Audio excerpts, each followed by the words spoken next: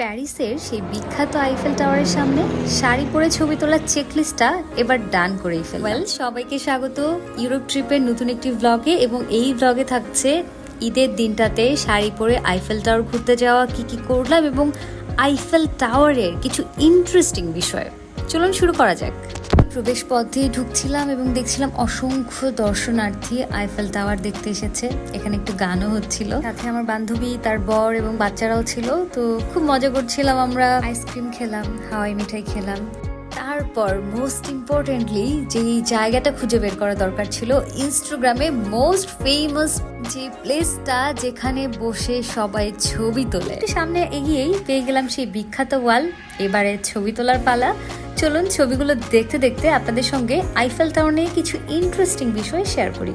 এই সেই বিখ্যাত আইফেল টাওয়ার, যেটি বানানো হয়েছিল 1889 সালের ওয়ার্ল্ড ফেয়ারে এন্ট্রান্স আর্ক হিসেবে। এই টাওয়ারটি ডিজাইন করেছিল এবং বানিয়েছিল ইঞ্জিনিয়ার আলেকজান্ডার গুস্টাভ আইফেলের কোম্পানি, তাই তার নাম অনুসারে এই টাওয়ারের নামকরণ করা হয়। সেই সময় আইফেল টাওয়ার বানানোর পরে তার যে কত রকম ক্রিটিসিজম সহ্য করতে হয়েছে এই টাওয়ার নিয়ে, এবং সেই সময় ফ্রান্সের গুণী গুণী ব্যক্তিরা এই টাওয়ার নিয়ে অনেক হাসাহাসি করেছে। কিন্তু এরপর ধীরে ধীরে আইফেল টাওয়ার কিন্তু ফ্রান্সের জন্য একটা মোস্ট রিকগনাইজেবল স্ট্রাকচার হয়ে দাঁড়িয়েছিল পুরো পৃথিবীর মধ্যে। আইফেল টাওয়ার হলো most visited paid monument in the world. বেচারা আইফেল যদি তখন জানতো এই আইফেল টাওয়ারই এক সময় ফ্রান্সের জন্য গ্লোবাল কালচারাল আইকন হয়ে দাঁড়াবে। 2024 সালে এসেও সেই সুদূর বাংলাদেশ থেকে সামান্য উপস্থাপক সোনিয়া রিফাত থেকে শুরু করে ওয়ার্ল্ডের ফেমাস তারকারা এই আইফেল টাওয়ারের সঙ্গে ছবি তুলবে, আইফেল টাওয়ারে উঠে পুরো শহরটাকে দেখবে,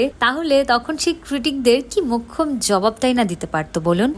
খুব সুন্দর একটি বিকেল কাটিয়েছিলাম সেদিন প্যারিসে।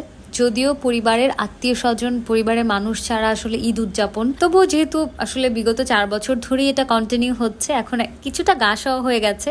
এখন ভালোই লাগে ঘুরে ঘুরে উড়ে উড়ে বেড়াতে, একটু ভিন্ন চোখে ঈদটাকে উদযাপন করতে।